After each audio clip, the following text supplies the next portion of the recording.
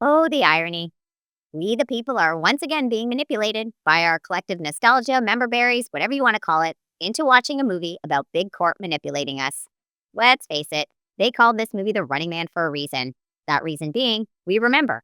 We remember watching our beloved Arnold Schwarzenegger get real and a little corny with us about the evil coercive power of money, media, entertainment, reality TV, and etc. Trouble is, we listened and learned during the first iteration, The Running Man 1987. So it stings a little as we watch and see what's really going on here.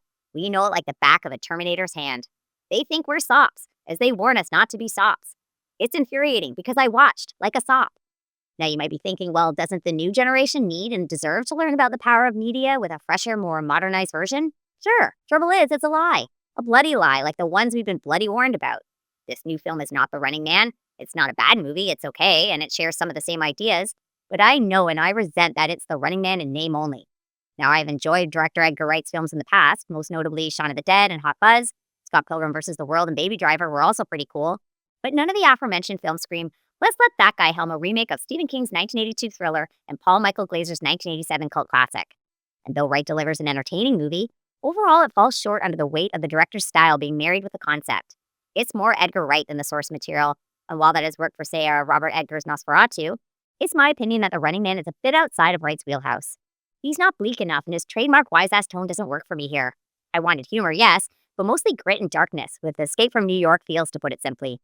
Part of the issue for me is Wright's penchant for 1960s and 70s pop tunes supervised by Kristen Lane, notably Sly and the Family Stone's Underdog and ELO's Don't Bring Me Down. They sound great and juxtaposing, but I want a dystopian atmosphere with my Running Man. If I'm being fed the same old message, then at least give me the same old scary feels. The 1987 film's retro synth pop gave us sinister vibes. It was an immersive rather than a cute experience. That being said, Wright is having fun, and it is ultimately effective, just not in a Stephen King kind of way. Glenn Powell is fine and very capable as the lead. On paper, he ticks all the boxes. But unfortunately, there's a lack of je ne sais quoi for me. He rotates through a few emotions, but I never believed he was angry. He's supposed to be us, the everyman fighting the system. He's desperate and powerless with everything to lose. With humor, yes, but a tongue in his cheek? Sincerely, I was never immersed in this character's drive.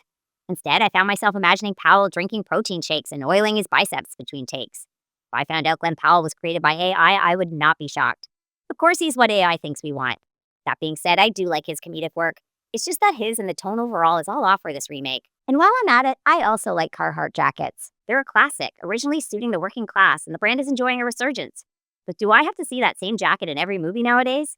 Is there perhaps another way to reflect a pleb? Which brings me to Josh Brolin, the evil one-note bad guy executive out to gaslight the masses. He's fine as usual, but there's not enough of a character for him to sink his veneers into.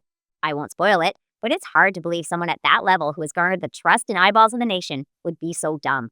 Michael Cera makes for a fun Scott Pilgrim reunion for him and Wright, and is a welcome surprise as a paranoid rebel with an entertaining booby-trapped house. Because why not? Which is really what this whole movie amounts to. There's really no cause to remake The Running Man. There's no new points, or a bloodthirsty propagandized bunch of zombies who can be hypnotized into watching anything as long as it's entertaining. It's just so annoying how we're reminded. Watch or not? Watch.